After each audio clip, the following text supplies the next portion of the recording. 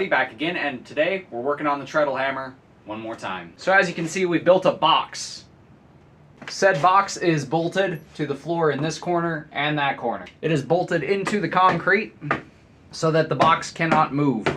And if you recall, this machine was walking around all over the place before, and we cannot have that. So now that we got the box made and bolted to the floor, we're going to make some straps for the corners just to reinforce these corners, because as you can see, I didn't cut my corners at the right length, but that doesn't really matter. I was going to reinforce it anyway, and once I get the iron on there, it's not going to matter either way. We're just going to take two of these flat bars. I believe these are 3.5 inch by 8 inch. We're going to rip these in half. We're going to drill some holes on either end, make 4 little corner plates. We might ornate the front two, not the back two, because the back two won't be seen. The front two will only be the ones that are visible. So I'm going to probably just pretty up 2 of them, and 2 of them in the back will just be flat square. Then we'll have some nice black straps holding on the ends of our pieces to make sure that the corners don't come undone over time.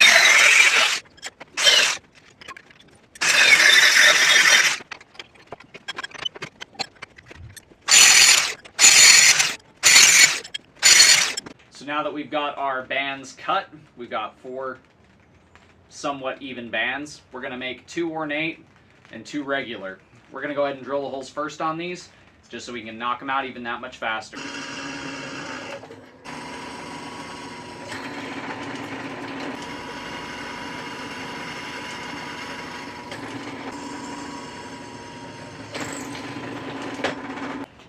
So we've now got our holes drilled in our straps. Let's go ahead and get them some shape so that way they can fit up onto the stand. As you can see, I've got my little pre-mark here, and that's just so I know I want to bend the center right about there, so I have at least that much on each side where those white lines are, so my screws can mount up happily. That way I can take it out hot, measure here, bend it once, and it's done. Our 2 ugly ducklings are just going to stick on the back. This shouldn't take but 1 heat for both of these. Then these ones, we're just going to go ahead and give them some sweeping in the centers. Nothing too fancy, just kind of come over to the horn, give them some sweeping, then give them that angle. So, let's light the fire.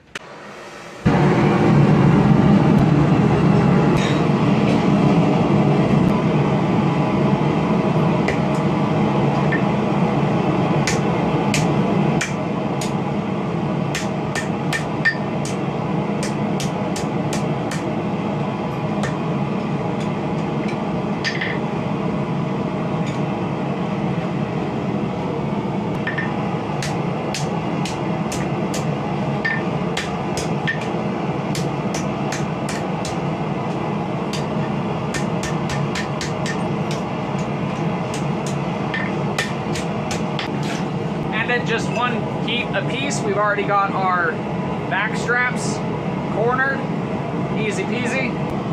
And all we're going to do to give these some shape is just kind of semi-hourglass it in the center a little bit, where the bend's going to take place first. Like I said, we're not going super duper ornate with these.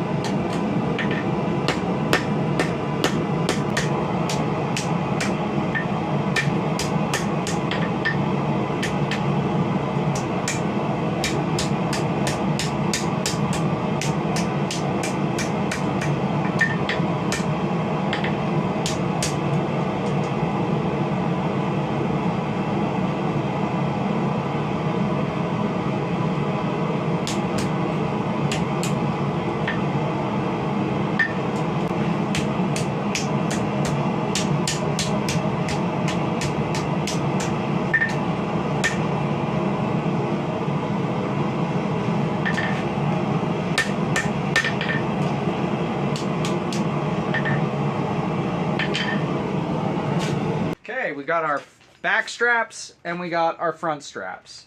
The only difference is these ones are slightly beveled because they're going to be in the front. They're going to be a little prettier. So let's go ahead and screw them in.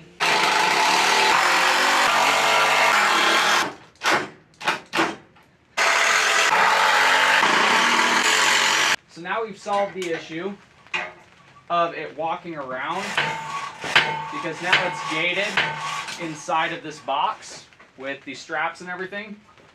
But we're going to go one step further, and we're going to weld these guys to these guys somehow. I just got to figure out how. So stand by for a moment. I'll be right back with the solution. 2,000 years later. Figured out a solution. We've got 4 pieces of rebar.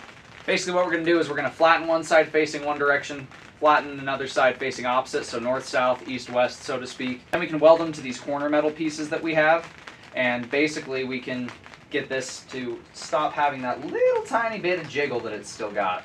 That way, it doesn't move at all, aside from hammering the steel.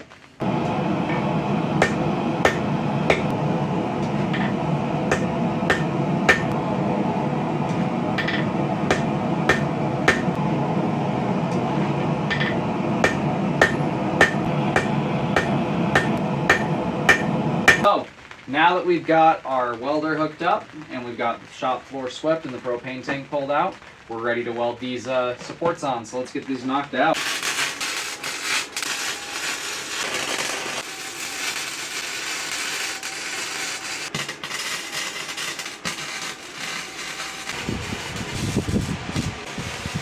So we now have our box. I've painted the supports on the ends, and you can kind of see on camera here, this guy's sticking out, that guy's sticking out, that guy's sticking out, that guy's sticking out, and they're all welded into a good position where they're going to sturdy this sucker up